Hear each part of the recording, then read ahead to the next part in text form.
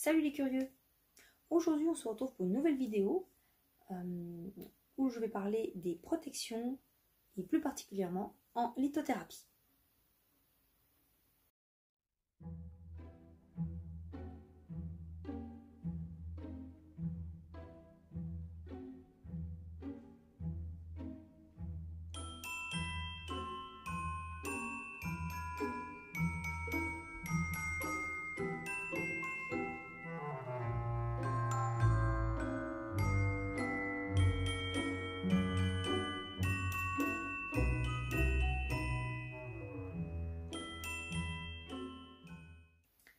Donc la lithothérapie, on va dire c'est l'art de soigner avec les cristaux, les minéraux. Il existe en lithothérapie, il existe beaucoup de pierres de protection, mais aujourd'hui on va parler de 4 protections. Une protection d'absorption, une protection de barrière, une protection qu'on appelle miroir et une protection de répulsion. Tout d'abord, la première pierre, donc pour l'absorption, on va parler de la tourmaline noire ou schorl, je ne sais pas comment ça se dit, mais schorl. Sa capacité à absorber les énergies négatives nous permet de nous protéger des énergies extérieures tout en évitant que notre propre vibration de stress ne se répandent dans notre environnement. La tourmaline noire a la faculté de protéger contre les phénomènes d'électricité statique et des ondes hertziennes. Elle protège de tous les appareils électriques qui produisent des ondes et des vibrations préjudiciables, comme la télévision, les téléphones, les branchements électriques, un boîtier électrique, etc., etc. D'un point de vue pratique, vous pouvez soit la garder sur vous pour absorber les énergies négatives qui émanent, qui sont contre vous ou qui émanent d'autres personnes, ou vous pouvez aussi la déposer près d'un appareil électrique comme par exemple votre ordinateur, à côté de votre smartphone si vous le laissez sur la table de nuit, pour vous protéger de toutes ces micro-ondes qui émanent de ces appareils. En méditation, c'est une pierre d'enracinement profond, d'ancrage.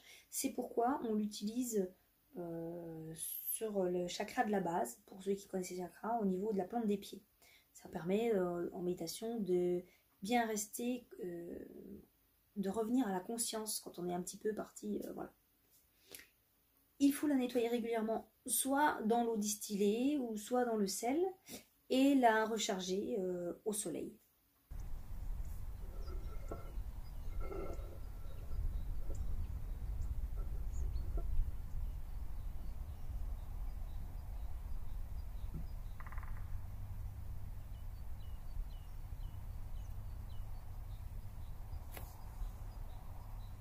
Deuxième pierre, la labradorite, qui est une pierre de protection barrière.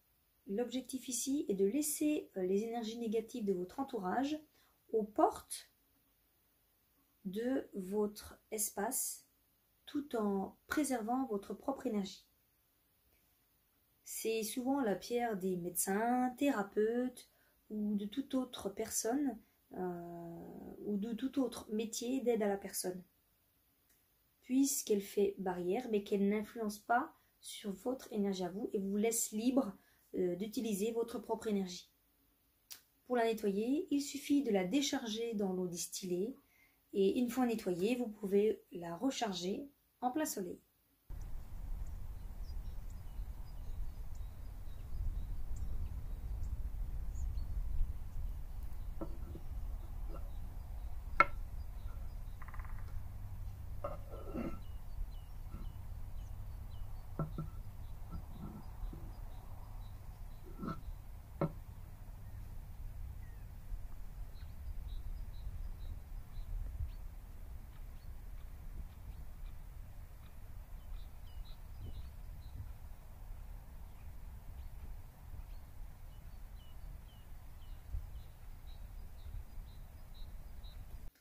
Troisième pierre, l'œil de tigre. Nous entrons ici dans les protections qu'on va appeler actives par rapport aux deux autres protections qu'on dit plutôt passives, hein, l'absorption et la barrière. La protection miroir permet un renvoi naturel et indépendant de la volonté de la personne protégée de l'énergie à sa source. Cette protection est particulièrement efficace dans les milieux concurrentiels ou dans les situations de non-acceptation familiale.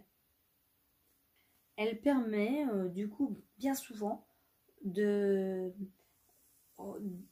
permet à l'agresseur bien souvent de se remettre en question puisqu'il reçoit ce qu'il donne en mauvaise énergie, en mauvaise onde, en mauvaise intention. Pour la nettoyer, vous pouvez utiliser de l'eau distillée ou du sel et la recharger en plein soleil.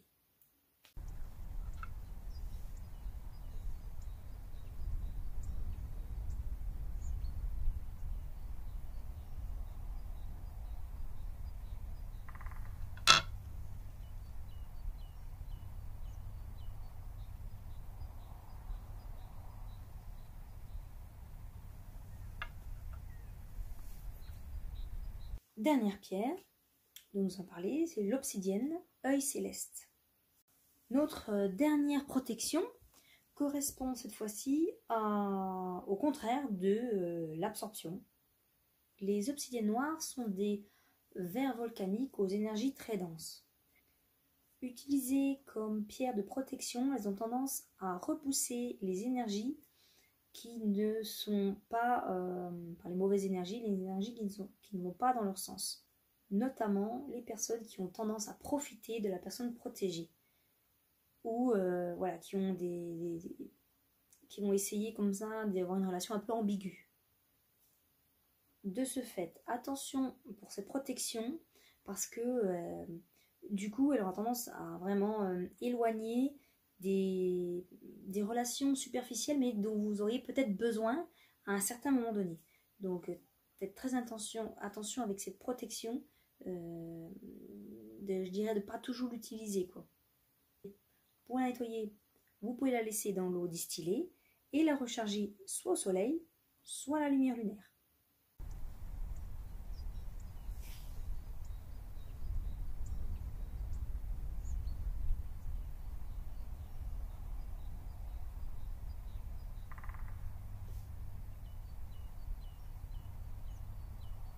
Il existe certainement d'autres pierres de protection qu'on a découvert beaucoup plus récemment.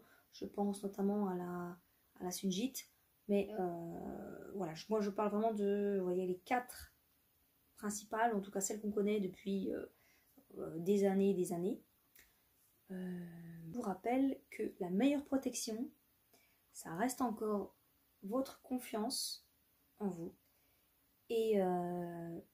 Et toutes ces pierres, toutes ces protections ne pourront pas être efficaces si vous avez une énergie négative, si déjà vous êtes, dans un esprit ou dans une énergie qui n'est pas positive. Je vous mets dans le descriptif toutes les bibliographies que j'utilise, tous les livres que j'ai utilisés. Et puis j'espère que cette vidéo vous aura été utile. Si vous avez des questions, n'hésitez pas à les poser dans les commentaires et à vous abonner si ce n'est pas déjà fait. Allez, à bientôt les curieux!